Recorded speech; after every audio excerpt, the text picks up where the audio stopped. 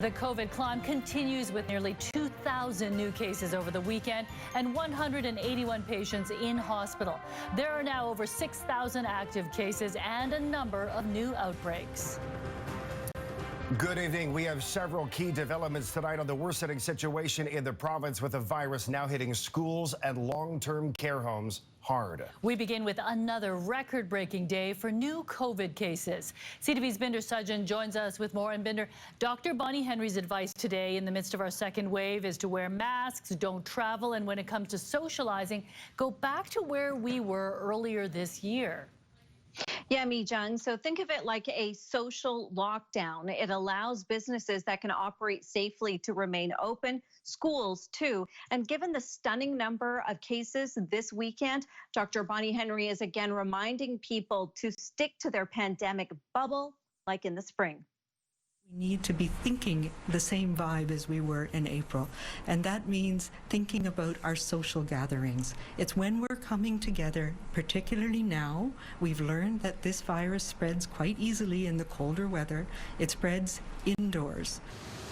1,300 of the new cases reported this weekend are in Fraser Health. The three-day total, 1,959. 659 cases were reported from Saturday to Sunday. That's a new record. And most of the 9 people who died were older. The active caseload is now at just under 6,300, and that breaks previous records. Canada is also surpassing 300,000 cases.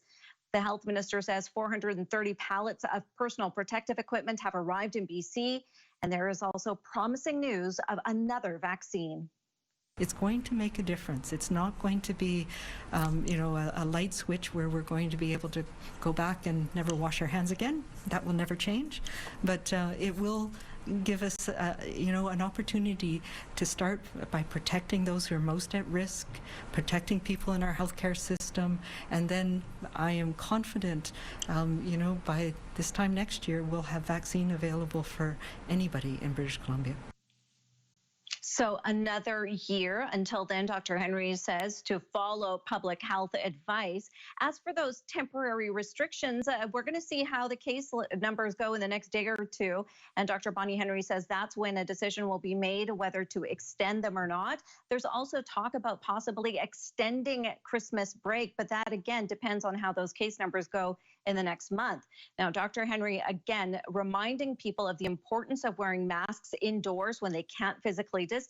She didn't mandate them, though. She is saying that that's pretty much already the case, as many businesses and healthcare facilities should already be requiring that. Mijang? Next few days could be crucial. Thank you, Binder.